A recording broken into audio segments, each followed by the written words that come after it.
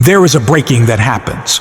Not the breaking of bones, not the breaking of things, but the breaking of you, the you that you thought you were, the you that you built so carefully, brick by brick, year by year, the you that had plans, the you that had dreams, the you that believed. It doesn't happen all at once, not usually. Life is more surgical than that. It finds the cracks you didn't know were there, the fault lines in your soul, and it applies pressure, steady, relentless, until something gives. Maybe it's a phone call in the middle of the night. Maybe it's a doctor's quiet voice in a too bright room. Maybe it's a betrayal so profound it rewrites your entire history. Maybe it's a loss so vast it creates a gravity all its own, pulling everything you are into its darkness. However it comes, the breaking, and in that moment, something strange happens. All the noise stops.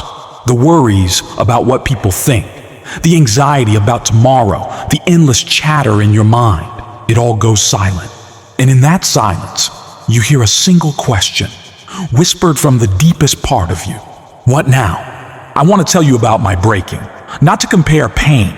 Pain is not a competition, but because sometimes in the dark, it helps to know someone else has been here too, that the ground beneath your feet has been touched by other trembling feet. Mine came in waves. First, the financial collapse, watching everything I'd built over a decade vanish in 6 months. The numbers on the screen that didn't make sense, the phone that stopped ringing, the friends who became ghosts. Then, the relationship. The person I thought was my anchor turned out to be just another wave ready to crash over me. The lies discovered by accident, the love that was never really love at all, just convenience. Then, my health, my body, which I had always pushed, always demanded more from. It rebelled. It said no more. And there was nothing I could do but listen. 3 breakings, a trifecta of destruction. And I remember sitting on the floor of my empty apartment, the furniture gone, the pictures packed away, thinking, is this what rock bottom feels like? This emptiness? This complete and total silence? But here is what I didn't know then. In that darkness, rock bottom isn't the end of the story. It's the foundation, the solid, unshakable ground on which you can finally build something real. Because when you have nothing left to lose, you discover you have everything to gain. Let me tell you about the anatomy of brokenness, what actually happens inside you when life shatters your world. First, there is the shock, the numbness. Your mind can't process what's happening, so it checks out. You go through motions, you breathe, you eat, you sleep, but you're not really there. You're a ghost in your own life. Then the pain arrives. Not the sharp, immediate pain that comes later. This is a deep, aching, cellular pain. It's in your bones. It's in the space between heartbeats. It's the pain of realizing that the story you were telling yourself about your life was fiction. And now, you have to face the blank page of reality. Then comes the anger. Oh, the anger at the people who hurt you, at the universe for being so cruel, at yourself for not seeing it coming, for not being stronger, for not being enough. This anger is fire. It can consume you, or it can forge you. Then, the grief, the mourning, not just for what you lost, but for who you lost, the person you were. That person is gone, and you have to bury them. You have to sit at that funeral and say goodbye to the you that believed, the you that trusted, the you that was whole. And finally, the emptiness, the quiet, the space where everything used to be. This is the most terrifying part, because in that emptiness, you have to answer that question, what now? I want to pause here and say something important. If you're in that emptiness right now, if you're sitting in the ruins of your life, it's okay. It's okay to not be okay. It's okay to fall apart. It's okay to scream into pillows, to cry in shower stalls, to stare at walls for hours. You don't have to be strong right now. You don't have to find the lesson. You don't have to be grateful for the pain. Anyone who tells you that has never truly been broken, or they've forgotten what it feels like. What you have to do is breathe. That's it. Just breathe. In and out. One breath at a time. One moment at a time. You don't have to figure out your whole life today. You just have to get through this minute. And then the next, I used to set an alarm on my phone for every hour. And when it went off, I would say to myself, you survived another hour. And that was enough. That was victory. Not building an empire, not changing the world, just surviving. Just continuing to exist when every part of you wanted to disappear. That is courage, not the absence of fear, but the decision to keep breathing despite it. Now, I want to talk about what happens after the breaking, because there is an after. It doesn't feel like it in the moment. It feels like this is forever, like the darkness is permanent, like you will never feel light again. But light has a funny way of returning. Not as a blinding sunrise, but as tiny cracks, little slivers of gold in the darkness. For me, it started with small things. A stranger's smile at a coffee shop. The way sunlight fell through my window in the morning. A song that spoke directly to my pain. These were not solutions. They were not miracles. They were reminders. Reminders that beauty still existed, that goodness still existed, even if I couldn't feel it yet. And then the first decision, the first tiny choice to move, not forward. That was too big. Just move. To get out of bed when I didn't want to take a shower, to eat something nourishing, to go for a walk, even if it was just around the block. These decisions were agonizing.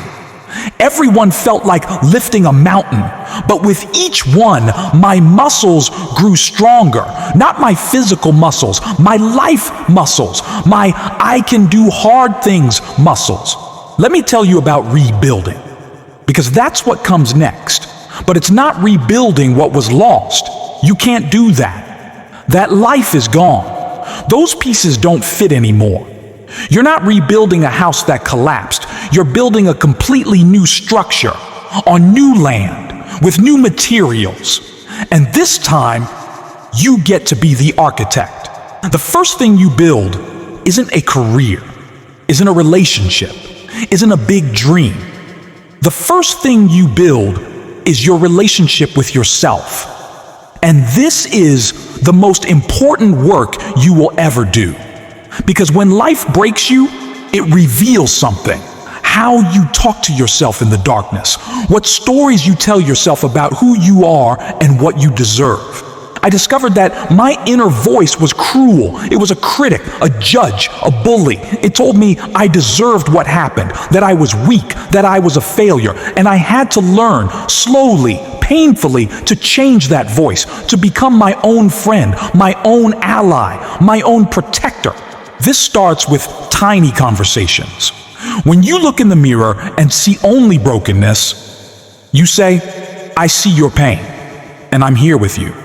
When you make a mistake, you say, it's okay, you're learning. When you feel overwhelmed, you say, let's just do one small thing. This might sound simple, but when you've been broken, it's revolutionary. To become the parent you needed, the friend you deserved, the love you've been seeking everywhere else. Now, I want to talk about the gifts of brokenness. And I know how that sounds. Gifts? When you're in pain, the last thing you want to hear is that there are gifts, but stay with me. The first gift, clarity. When everything is stripped away, the status, the money, the relationships, the identity, you see what actually matters and what doesn't. You see the people who show up with soup and silence, and the people who disappear. You see what you actually value, not what society told you to value. The second gift, authenticity. You can't pretend anymore. You don't have the energy for masks, for fine, how are you? When you're not fine, you become real. Maybe for the first time in your life. And that realness, it repels the wrong people and it magnetizes the right ones. The third gift, strength. Not the I can lift heavy things strength, the I have survived unimaginable pain and I'm still here strength. This strength becomes part of your DNA. It's unshakable because you know in your bones that you can withstand anything because you already have the fourth gift, compassion. You stop judging other people's pain. You stop offering cheap solutions. You understand in your cells that everyone is fighting a hard battle, and this makes you kinder, softer, more human. The fifth gift, freedom. When you've lost everything, you're free. Free from expectations, free from shoulds.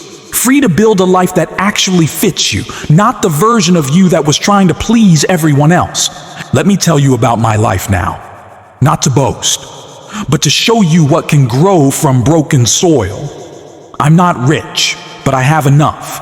And I'm grateful for every meal, every roof, every moment of safety. I'm not in a perfect relationship, but I'm in a real one. Built on truth instead of fantasy. On two whole people choosing each other, not two broken people needing each other. I'm not healed. That's a myth. The cracks are still there, but now I see them differently. They're not flaws.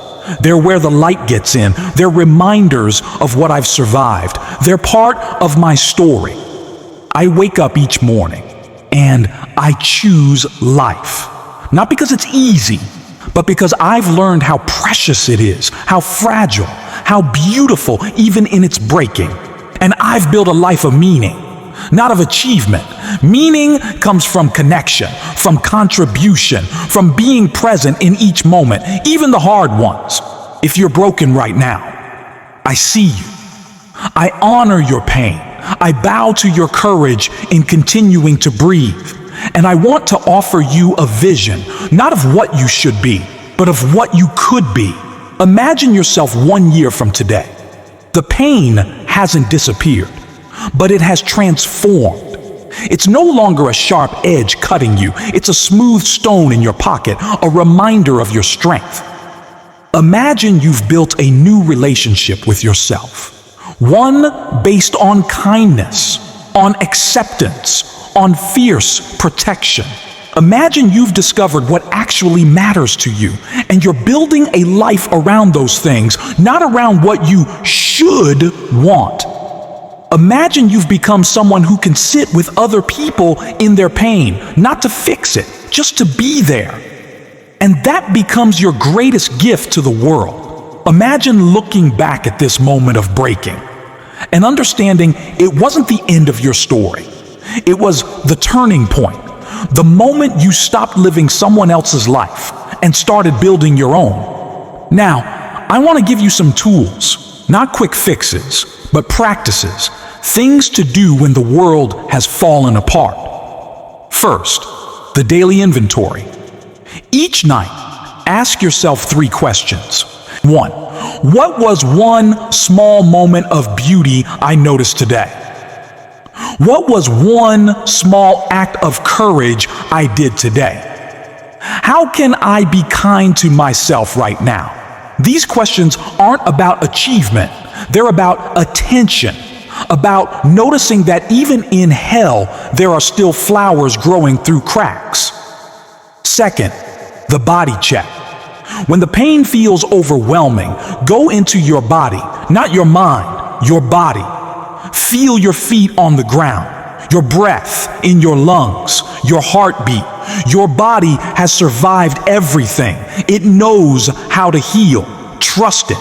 Third, the permission slip. Write yourself permission slips. I give myself permission to not have answers today. I give myself permission to rest. I give myself permission to change my mind. I give myself permission to be a work in progress. Fourth, the witness. Imagine your pain as a separate entity, a wounded animal, and your job isn't to fix it, just to sit with it, to witness it, to say, I see you, I'm here.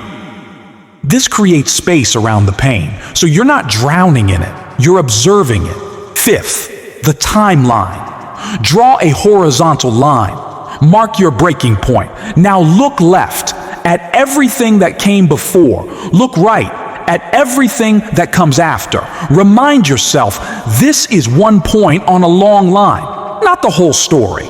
I want to talk about what not to do when you're broken. Don't rush the healing. Healing has its own timeline, its own intelligence. You can't force a wound to close. You can only keep it clean and protected. Don't compare your pain to others. Your breaking is yours.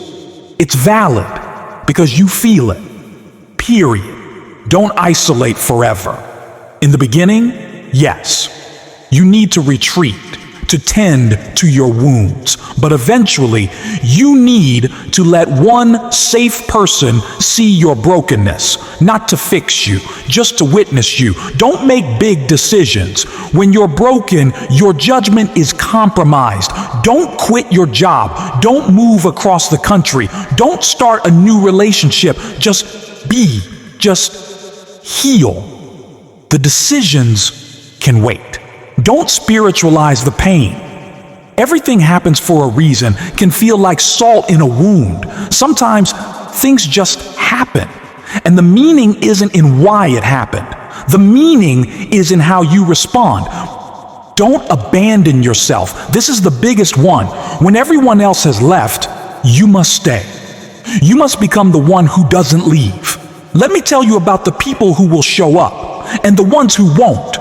Some people will surprise you with their kindness. The acquaintance who becomes a friend, the stranger who offers comfort. These people are gifts. Receive them. Some people will disappear. The friends you thought would be there won't be. This hurts, but it's also a clearing. It makes space for the right people. Some people will try to fix you. They'll offer advice, solutions, platitudes. They mean well. But broken hearts don't need fixing. They need witnessing. You can say, thank you for caring. Right now, I just need you to listen. Some people will judge your healing. They'll tell you you're taking too long, that you should be over it by now. These people have never been broken, or they've forgotten. Set boundaries with them. Protect your healing process like it's the most precious thing in the world, because it is. And then there will be the ones who sit with you in silence, who don't need you to perform wellness, who bring soup and sit on the floor with you, who say, this sucks and I love you. These people, they're your tribe. Keep them. Now I want to talk about rebuilding your world, step by step. Step 1, safety. Create a small, safe space. Maybe it's your bedroom. Maybe it's a corner of your apartment. Make it cozy. Make it yours. This is your healing cocoon. Step 2, routine. Not a rigid schedule, but gentle rhythms. Wake up around the same time. Eat around the same time. Go to bed around the same time. Your nervous system is shattered. Routine is medicine. Step 3, basic care. Shower, brush your teeth, eat something nourishing, drink water. These aren't small things. They're revolutionary acts of self-respect. Step 4, movement, not exercise. Movement, walk, stretch, dance in your living room. Your body holds trauma. Movement helps release it. Step 5, expression. Write, draw. Scream into a pillow. Sing. Your pain needs to move through you, not get stuck in you. Step 6, connection. One person. Start with one safe person. Text them. Having a hard day. That's it. Step 7, meaning. Ask yourself, what would make today bearable? Not great, not productive, just bearable. And do that thing. There will be good days, and there will be bad days, and that's okay. On good days, don't question it. Don't wait for the other shoe to drop. Just receive the goodness, soak it in, let it nourish you. On bad days, don't panic. Don't think, I'm back at square one. Healing isn't linear, it's a spiral. You circle back to the pain, but each time you're a little higher. You see a little more. You understand a little deeper.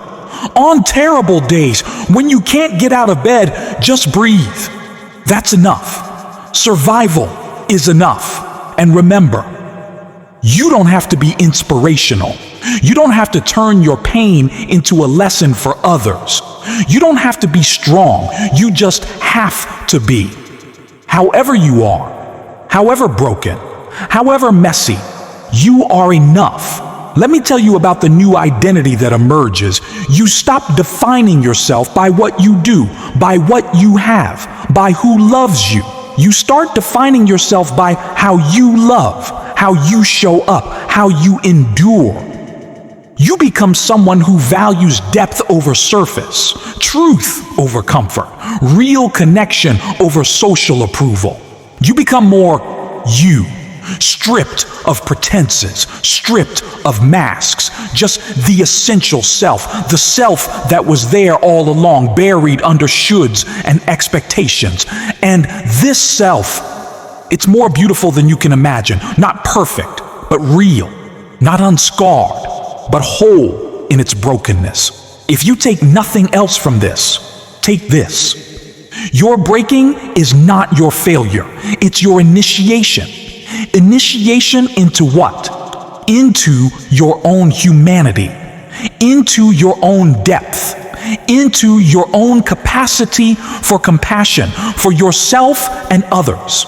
Every culture throughout history has had initiation rites, periods of suffering that transform boys into men, girls into women. We've lost those rites in modern society, but life provides them anyway. Through breaking, through loss, through pain, you are being initiated into wisdom, into strength, into authenticity.